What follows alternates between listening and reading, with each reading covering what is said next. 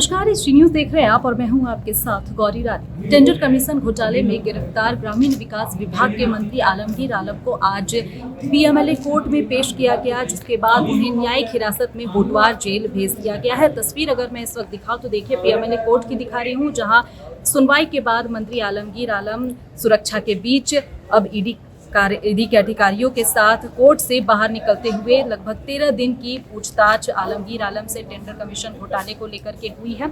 आपको बता दूं, पहले 6 दिन की रिमांड, फिर 5 दिन की और फिर 3 दिन की रिमांड ईडी को मिली। ऐसे में टेंडर कमीशन घोटाले में किन लोगों का हिस्सा हुआ करता था, ठेकेदारी किन्हें मिलती थी, हिस्सेदारी किनकी थी, किन किन अधिकारियों का इसमें हिस्सा था, तमाम सवालों के जवाब 13 दिन ईडी के अधिकारियों ने मंत्री आलमगीर आलम से की। साथ ही साथ मंत्री आलमगीर आलम के पीएस संजीव लाल दोनों को आमने सामने बिठा करके भी ईडी ने पूछताछ की। सीधे तौर पर संजीव लाल ने यह कबूला है कि जो पैसे ईडी को छापेमारी के दौरान उनके नौकर के घर से मिले हैं, ये पैसे में जो है वो मंत्री आलमगीर आलम के थे। लेकिन सीधे तौर पर अगर मैं बोलूँ तो मंत्री आलमगीर आलम ने इस बात से इनकार किया है और कहा है कि जहांगीर आलम नाम हो जाने से वो मेरा रिश्तेदार नहीं होता है और ये पैसे वो गलत तरीके से कहीं ना कहीं से वो लेता था और इसकी उनको जानकारी नहीं है। वहीं आपको बता दूं कि आलमगीर आलम की मुश्किलें यही खत्म नहीं हो जाती है। मनीष रंजन, जो कि ग्रामीण विकास विभाग के सचिव रहे हैं, उन्हें भी ईडी ने समन किया है। 28 मई को वो उनसे पूछताछ होती है। लगभग 10 घंटे की पूछताछ होती है टेंडर कमीशन घोटाले को लेकर के, और ऐसे में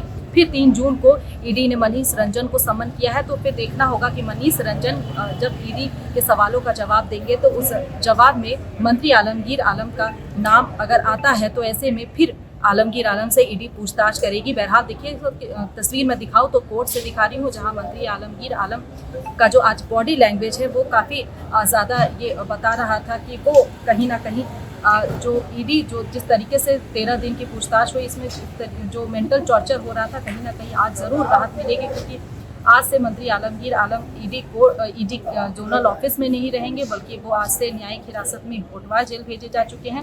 और साथ ही साथ उन्हें ये मेडिकल एड का ये सुविधा भी मिला है। ऐसे में हमारे साथ जो प्रोसीडिंग देख रहे थे उनसे जानकारी लेते हैं कि उनका बॉडी लैंग्वेज कैसा था। मंत्री आलमगीर आलम आज किस तरीके से कोर्ट में रूम में प्रोसीडिंग के दौरान कैसे प्रेजेंट कर रहे थे। आपका नाम क्या होगा? मेरा नाम रवि है और मैं लॉ स्टूडेंट और मैं ऑब्जर्व कर रहा था जी।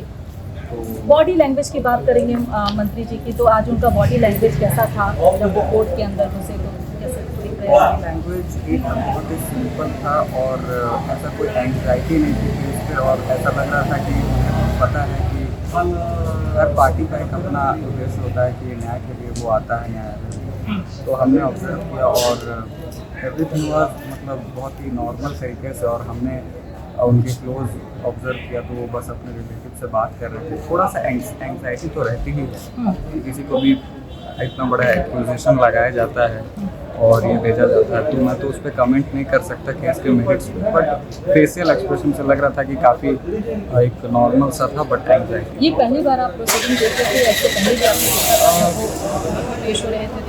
उस वक्त का बॉडी लैंग्वेज थी कि जब वो निकलते थे कोर्ट से तो काफ़ी मायूस चेहरा दिखता था, लेकिन आज कहीं ना कहीं उन्हें ये राहत थी कि वो ईडी ऑफिस नहीं जाएंगे, बल्कि वो होटवार जेल में रहेंगे, जो कहीं ना कहीं वो पूछताछ से दूर, तो एक मेंटल टॉर्चर से वो बचेंगे। जैसा कि एनफोर्समेंट डायरेक्टरेट का जो सबमिशन है कि उन्हें जुडिशियल कस्टडी की मांग की है, उन्हें तो भेज ही चुका है। तो इसमें क्या है कि अब जैसे कि पिछले बार भी हम हेमंत सोरेन रिलेटेड मैटर पे आए थे, जहाँ पर श्री राजीव गांधी का फोटो राजीव रंजन ओबीसी 1 पे, तो सबसे फेस पे एक फेक होता है जुडिशरी को लेकर कि तो एंग्जाइटी भी रहता है। तो ये हमने देखा है, और भी इसमें एनफोर्समेंट डायरेक्टरेट के केसेस होते हैं, वो एज अ लॉ स्टूडेंट हमने ऑब्जर्व किया। मतलब बॉडी लैंग्वेज उसका नॉर्मल था, थोड़ा एंग्जाइटी दिख रहा था, लेकिन कहीं ना कहीं एक राहत था कि वो ईडी ऑफिस नहीं बल्कि होटवार जेल। और ऐसा एक्सप्रेशन जब आप थोड़ा लाइक आपको स्ट्रेस रहता है, बट आप कीप अप करते हो, थोड़ा बहुत देख के जनरल लग रहा था। तो हमने भी बहुत रेयरेस्ट केसेस में ऐसा देखा है बॉडी। Thank you.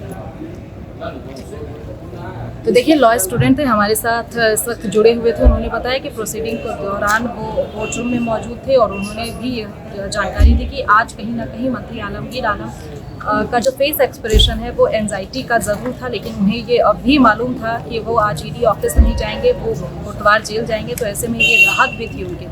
तो देखिए, आज से मंत्री आलमगीर आलम न्यायिक हिरासत में कोर्ट से सीधे जेल भेजे जा चुके हैं। तस्वीर हम आपको इस वक्त दिखा रहे हैं जहां मंत्री आलमगीर आलम निकल रहे। हर बार जब वो कोर्ट से निकलते थे तो मायूस चेहरा उनका दिखता था, लेकिन आज कहीं ना कहीं एक राहत थी कि वो ईडी ऑफिस में ना जा करके वो कोतवाल जेल जाएंगे। हालांकि अब ये बेल का प्रोसेस है और न्यायिक हिरासत में है वो, और ऐसे में अब कानून का जो प्रोसेस होता है उसके थ्रू आलमगीर आलम को जाना है। फिलहाल उस खबर में इतना ही। मुझे दीजिए इजाज़त। नमस्कार।